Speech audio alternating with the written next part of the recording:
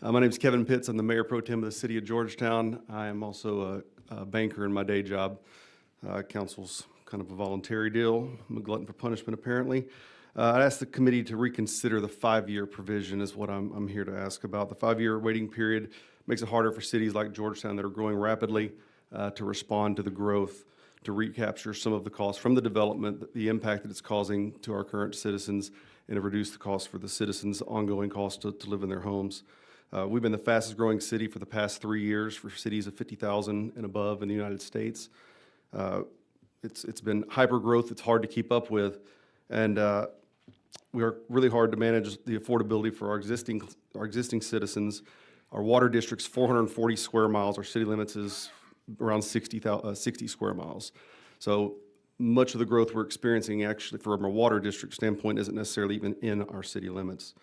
The impact fees help cover some of the costs so the citizens aren't having to recapture it through taxes for roads or through their rates for water and wastewater.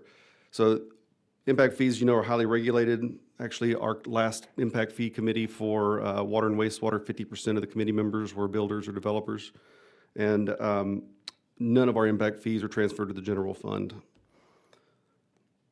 So our impact fees right now are set for water and wastewater. Our 10-year CIP is a little over $1 billion.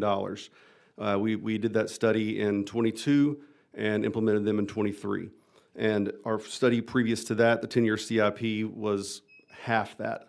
So we've seen that much increase of demand due to the growth we've had. And so we've had to, we're working on doubling our treatment capacity with a $225 million water treatment plant. $68 million of that is being paid for by impact fees.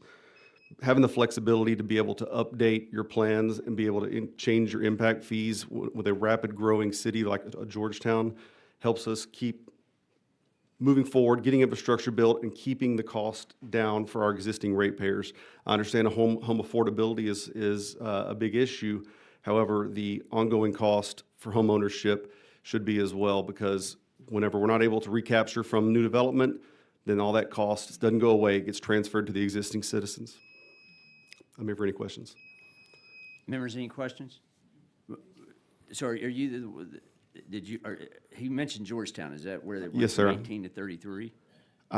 So the last time we updated our water and wastewater was in 23. They went in effect 23, so we didn't make any changes in just a day or two ago on water and wastewater. Our transportation impact fees were just implemented and went into effect, I believe, last year. So I'm not sure. It all revolves around when you put your plat in.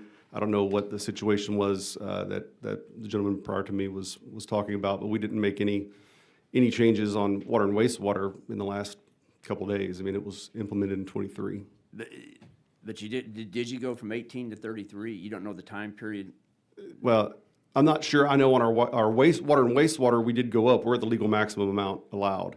And then electric and transportation fees. So there's 3 different impact fees he was mentioning. And so all of those together, I don't know the exact number of what they are off the top of my head right now. We can get back to you on that, though. But your biggest complaint is the fact of you don't want to have to wait 5 years? Is that your biggest concern? Yes. We'd like you to reconsider the 5-year provision just to allow you to respond quicker to the needs that you have with the infrastructure growth. Like I said, our planned infrastructure for a 10-year period went from around $500 million to $1 billion, a little over $1 billion, just due to the rapid growth we had. The plans we had were stale, basically, because we didn't expect to experience 10% growth year over year for multiple years in a row. So what would you propose if you don't like the 5 years?